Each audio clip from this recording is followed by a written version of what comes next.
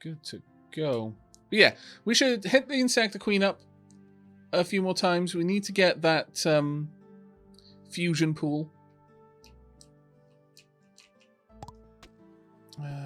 Targeted G. You know what? I'm a level 2 here. Can I get the targeted gene? I need Insecta eggs and monster meat. Oh, okay. So I can. Tonk. Yes. Okay. Level? Yeah, I'd be down with taking her out. I mean, definitely with our better equipment. Yeah, I imagine we'd no be trouble wrecking. Yeah, I can't see us having much of a trouble with it, honestly. Let's see. I got some thorn seeds. Oh, you're an enemy. Ah. I hate doing that. They've all just been planted. Wow. Wow, everything wanted to have a go at you there, didn't they? Apparently. Oh, actually, you are still getting a little bit of wood from those thorns. Yeah, I think this is enough. I think they can get bigger. I don't know how. At what point they start dropping the rare stuff. I imagine it's probably when they've had a full it looks like I have to be more patient. Dang.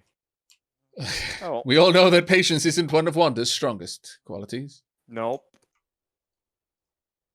I can be patient when I need to be, but when it's just like a small thing that I just need one of, it's like, I think everyone can be patient when they need to be, because it's not patience then. It's being forced to wait. I think the measure of patience is your willingness to be patient when you don't need to be. In the same way, it's like, what's the saying?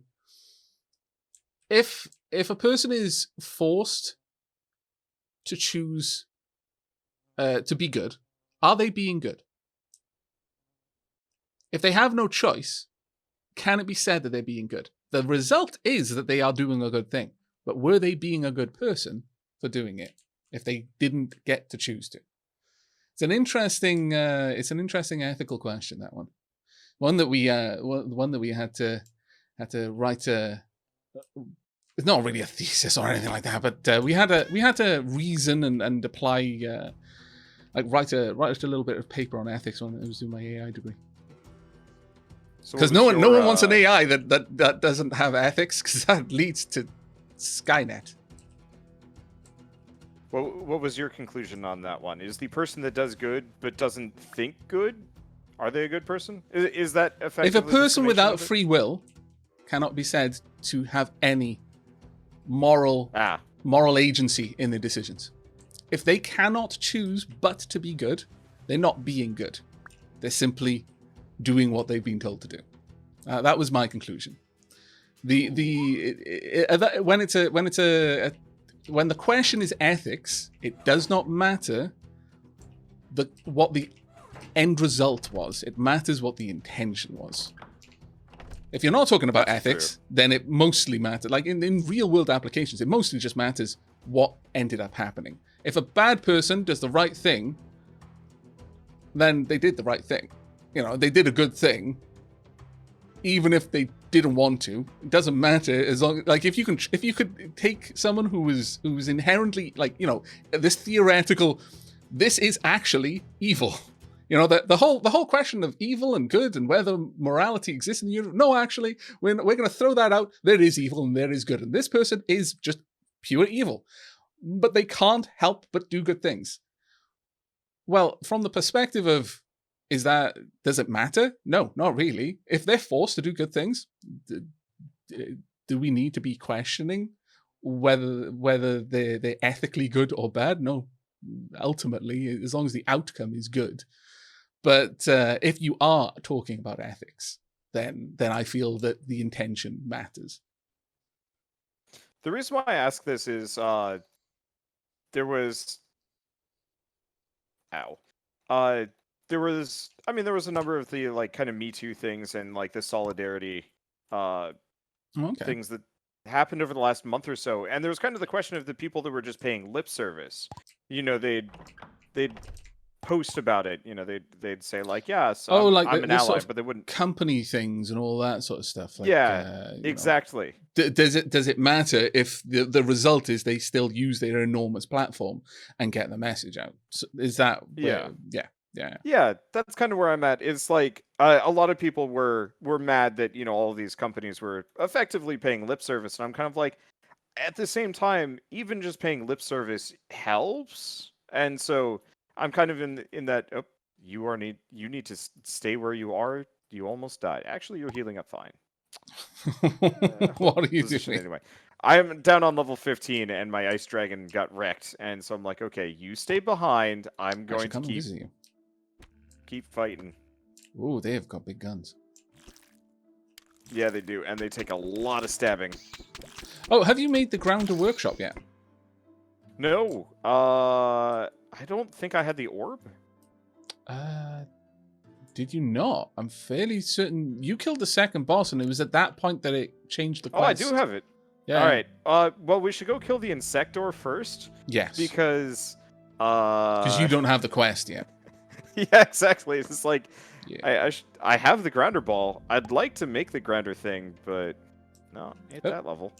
Have we found an Insector Queen, by the way? No, but we can just look around. I imagine it won't take as long if we just keep going in one direction. I'm just quick checking some maps. Because it's super easy to find. It's always in the same location. That's a good point. Do they have any maps? But yeah, it was quite interesting, the sort of stuff on ethics. With a lot of the stuff I learned regarding AI was purely the maths behind it. But there were a couple of times where we delved into more of the psychology. People are trying to bring up the equivalency of how much good does it take to balance out a bad. That's not the argument, though. This is like, well, maybe. I'm just thinking of all of the people that were like taking pictures at like BLM protests or something like that, and it's like it's super clear that they're just here to kind of have the optics of I am supporting this movement as opposed to the actually like putting effort in. Right. I think even I'm mildly guilty of this, that I don't do nearly enough. Mainly just because like after a certain point, how do you balance your life with all that? So yeah. What you're touching on there is the idea of like someone going to a rally and encouraging people to give, and then someone coming back with the argument, well, what are you doing about all of the starving children in such and such a place? It's like, well, you can only do so much. Yeah. There's a point where the invested energy no longer just brings back any kind of meaningful result, and that energy would be better spent elsewhere. But it is a very important question, and in fact, the whole thing of invested effort versus return on that investment is another thing that you said quite a lot. Hello, cuckoo. Are you a real cuckoo or a phantom cuckoo? You I have are not a real run into cuckoo. a single one of these cuckoos of yours. Really? You've never come across one of the bank cuckoos? I don't think. Oh! Not today, no. Especially not popping out of stuff. This one was a real one. It was there to begin with. So, hooray. I just feel like you are being singled out and haunted for some reason. Feeling the cuckoos are trying to tell me something. Yeah. Put your stuff away. Start banking. Yeah. Your mattress is not a valid monetary storage location. Maybe they're just mad because we've got the inventory mod, and they're trying to raise a quiet protest.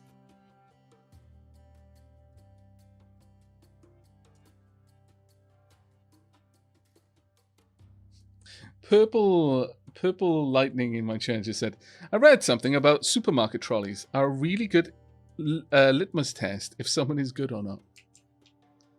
Oh man. The whole So thing of I do they return the trolley when when they don't have to? Yeah, I get where they're So coming I from with have that. a somewhat unique perspective on that. As somebody that had to go get all of those for hours on end, I Yeah. actually really liked the people that would leave their trolleys in the back-ass end of nowhere, because that would give me a nice walk that didn't involve pushing like 50 That carts at a time. is an interesting take on it. Yeah, yeah. Because like every once in a while I'd just be like kind of sick of pushing carts, so I'd be like, hey, let's go find all of the carts that are like stuck in the woods, and so I'd just start pulling them out, and then I'd sort which ones were too damaged to be repaired, and I'd go Yeah, tell the manager, that and is it's a like, here's some very broken interesting carts. note. But I suppose it's intent, because in that instance, was the person who left their shopping cart on the other end of the planet doing so to give you an opportunity to get away from the No, they humdrum weren't. of your job? Because if they There's were, only then there, there's an argument that they were being a good person. there's only one person that would, and that was my mother, because I told her about it, and she would always leave her cart in a very specific part that let me take a very leisurely stroll near kind of a waterway, which had a nice breeze, because it was usually like 90-something degrees, which is like, gosh, 36 centigrade? Something like that. That It is was freaking fantastic. hot. And so she would leave the cart in a very like inconvenient location on days that she knew I was working, so I could take a break without actually having to like waste my break. I like that. That is pretty awesome. Oh, I am getting a call. Give me just a second. Actually, I'm going to have to use a Rifter Stone to jump back. I shall be right back. That's an all right. That is a nice respawn, or not respawn, ringtone. There we go. Wonder I haven't run into a cuckoo. Walks right by a cuckoo. Maybe I'm just cuckoo blind. Probably am.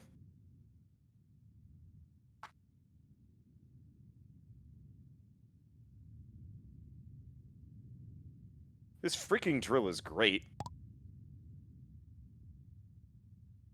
Just go straight up.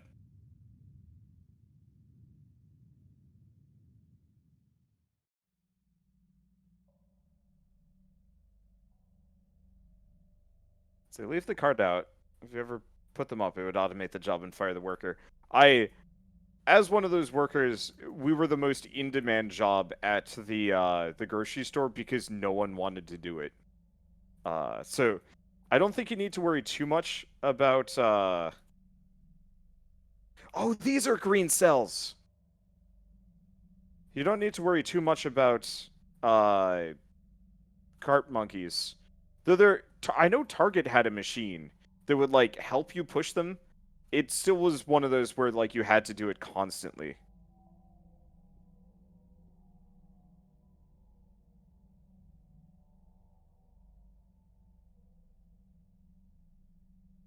You hated to have to go find carts because when you worked there it was uneven. There was no shade where I worked at.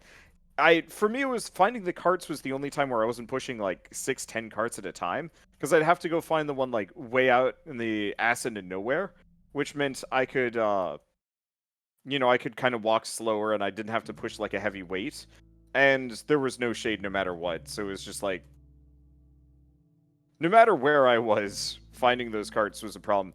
But I guess from my perspective, I was pushing carts for hours on end because I worked at a really large grocery store. I'm sure it's probably not as fun when you have to go outside from the cool store to go do that sort of thing. Ooh. That sounds really cool, Gemroth, actually. I might have to look at that. The Tiberium mod. That'd be cool. I need another excuse to play RimWorld. Or not RimWorld. Well, yes, RimWorld, but mostly Factorio.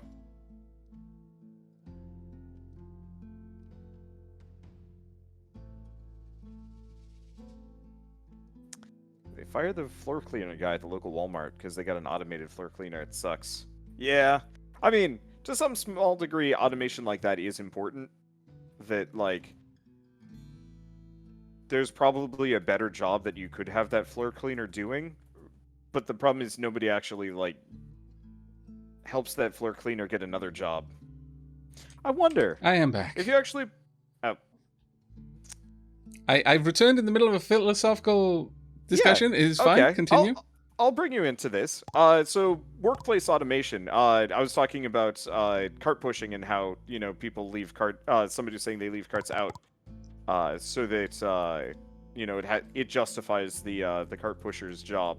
Yeah, I was going to say, because what you were describing was it was interesting because it kind of touches on that whole thing, which was I would imagine a bit of a slippery slope, because then you very quickly get to the point where people are like, yeah, I throw rubbish on the floor to justify bin men having a job, and it's like, yeah, I don't know about that one. Yeah, it's like I'm fairly certain they would get a different job, probably a nicer job, if this job didn't exist. I wonder about that sometimes, because like automation is going to be a huge issue that we're going to have to deal with it as a species.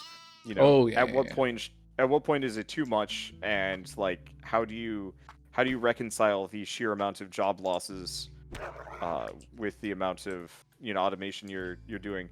And I was wondering if it would be acceptable to have the job that does the automation, like automating the people out of the job, if the onus was on them to a small degree, to help the person who lost their job get a new job.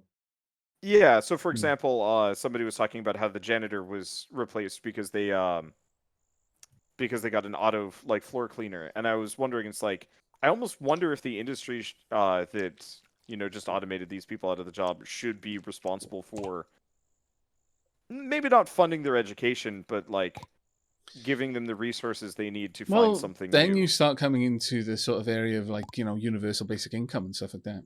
Yeah, as well,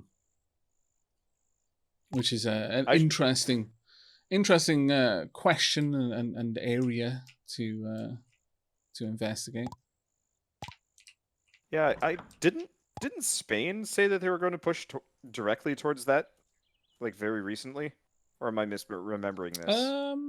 I don't recall. I'm afraid I don't recall. I don't remember hearing that Spain had said that, at the very least. Okay, there was something about it, but I don't remember that much. It's one of those where it's like it wasn't at all part of anybody's conversation until like 4 years ago, and now it's kind of crept into half of the things I talk about. And I'm just like, I should probably stop, but it's too cool. I found the queen, by the way. Ah, okay, cool. I will be down there shortly. I'm just making some more bullets. What am I going to make my bullets out of? Copper? Or do I have enough iron? I have enough iron, I think. Yes, I think. Also, I don't know if you're looking for any items called green cells, but I finally found out what they were. Oh, they're basically the trees that I've got planted in the garden. Yeah, exactly. Yeah. I was playing solo for a while, wandering around killing those like green insect spawners, being like, why aren't these dropping anything? And it's like, wait a second, these might not actually be green cells. And they're not.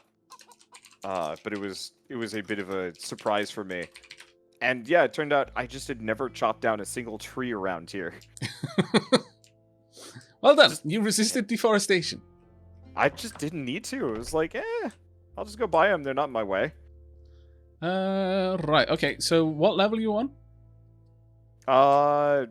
Floor 5. Floor 5. Heading down there now.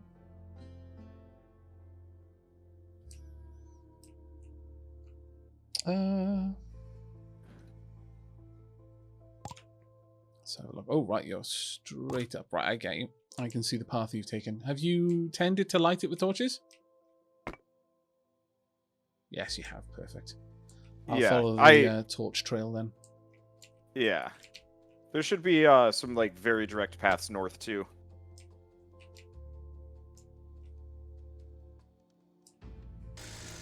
You know, as much as I was saying this drill is not as good as the pickaxe in general, it is. I'm really so using convenient. it a lot. Yeah.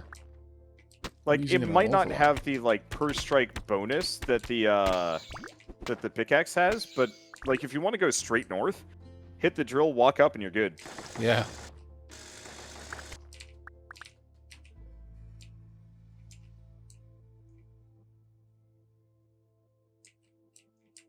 you go. I should probably get a functional ranged weapon before we fight the queen.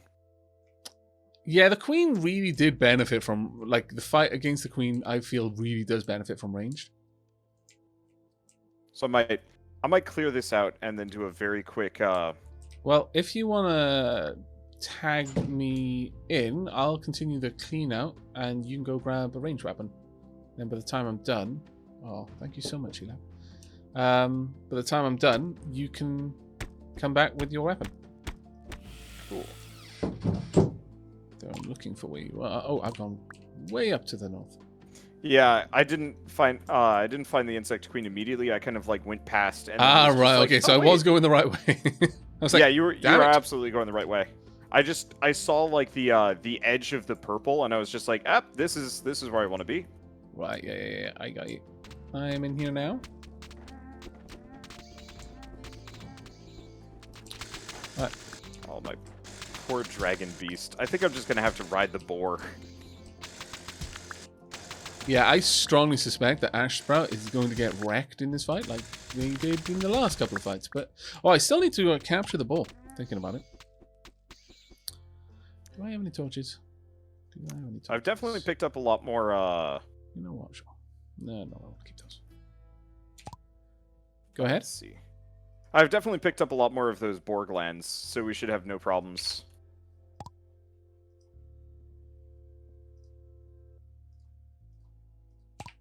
Oh, that's fantastic. I'm going to need to get a load of collars, though, to be able to do that. Don't mind me, insects. Just, taking over your home.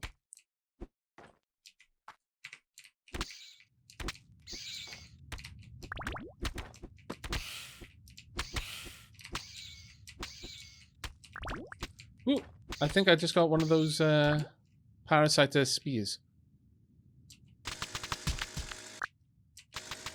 Because you actually need one of those, don't you, to upgrade. In fact, that's also true of the sickle. The parasite sickle is a drop.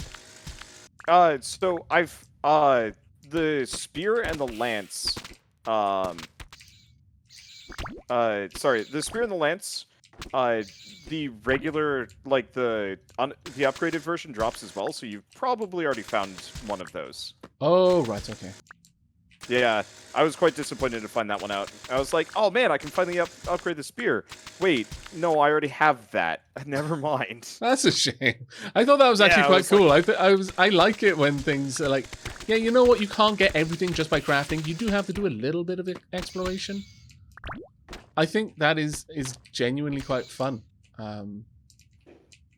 I like there being a reason for doing stuff, and that there is some stuff you have to be lucky enough to find.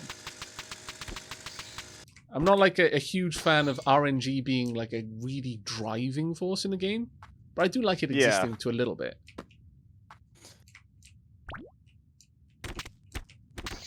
So, I'm gonna switch gears for a little bit. Topics, or what is the most like small world experience you've had?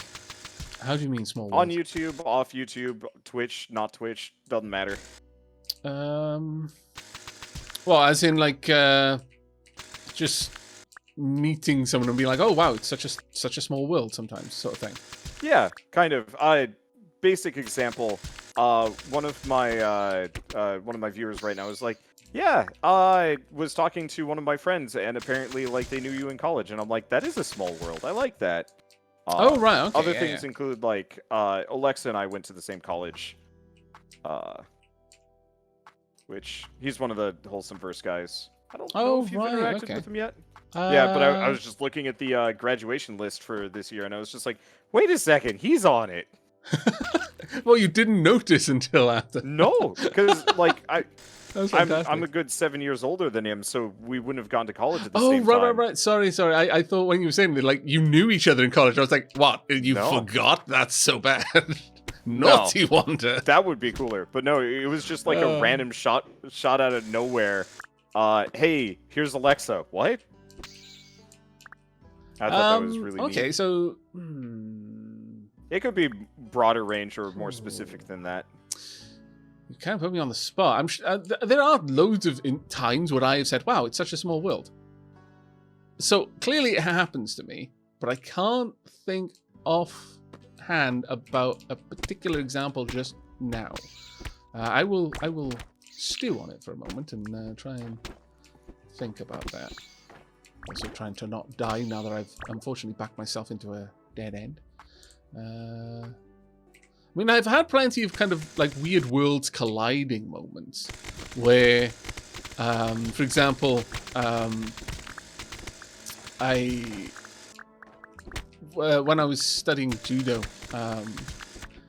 Judo, as in like the martial art? Yeah. And one of the guys that I knew there, I kind of had met through gaming. And it was a weird sort of thing, because like I didn't really touch on my hobbies much with the other people in the class or our it always feels so disingenuous to say.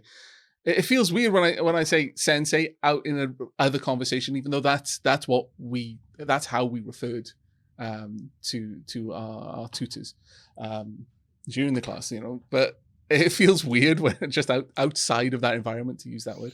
But yeah, I didn't really talk about much of my my hobbies or kind of my interest in programming or any of that sort of stuff outside. So it was a real strange one when suddenly like someone who knew me, who went to the same sort of belonged to the same kind of LAN party group as I did, started coming to the same dojo, and I was like, and he would engage me in conversation about gaming and stuff while I was you know, in the circle of friends with the other martial arts students, and it's like, this is so weird, because I would talk about vastly different things with the two separate groups of people. So when they were all in the same group together, and we were like, the conversations were cross-pollinating in a way, it was like, oh, this is strange. It's like worlds literally colliding, two different planets just smushing together. The small world ones. I've got a funny story that isn't about me. I'm not sure I should say it, actually. Yeah, that's fine. It's about my brother. No, that's too embarrassing. Even if he never saw this, I'd feel like I'm betraying his confidence in some way if I talked about that. But there are instances where you know, kind of met people and have been friends with them for a while, and then found out, oh, actually, you're like my third cousin. And little things like that. But it is a crazy small world sometimes, especially if you come from somewhere like Wales, which is a very small country. But in terms of like stuff online, can't think of many instances of it. As you mentioned, my brothers, and it's like, I actually had that with my own brother. He was hanging out with one of his friends, and they were talking about like watching a YouTube series, and he realized after the like midway through the conversation, they were talking about me, and he was sitting there trying to decide how to broach the topic that they were watching his older brother, you know, play a video game online. I mean, it wasn't that weird, but it was just kind of amusing. It's like, oh yeah, that is super small world. Yeah, they genuinely is sometimes. Genuinely is. Let me see. By the way, the mining shops, when they have like gold ore on sale, it's 10 gold ore, not just like 1. Oh. So I've actually started buying ore because it's pretty worth it. Yeah, that's actually quite a good trade.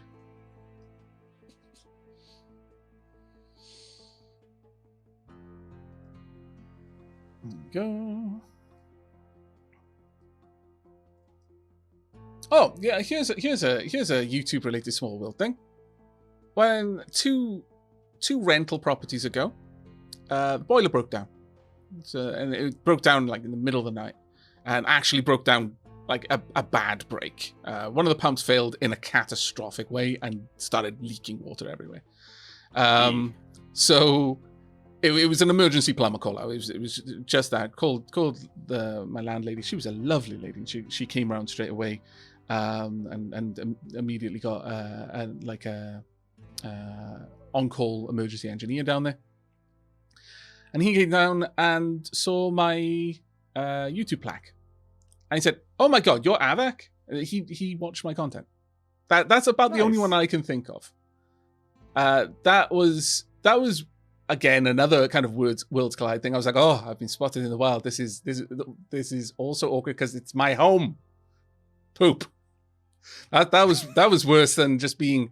I was flagged down one time walking through Edinburgh with Lady Sheila. I was just walking through the mall, just off Waverley Station, one of the main kind of train hubs, and a guy recognized my beard. I was like, Aavak? I was like, oh, another Nice. case of being caught out in the wild. But yeah, the one where it was like, oh, great, yeah, I am. There's no point in me denying it now. You can literally see my YouTube plaque on the wall, but this is awkward. Don't know how I feel about this. Not gonna lie, that one genuine was like, not 100% on That one's also on being super spotted weird in because my they're house. in your house. Yeah, that was the They part know that was where like, you live. it's really cool that you enjoy my content, but ooh, this could have gone down in a better way.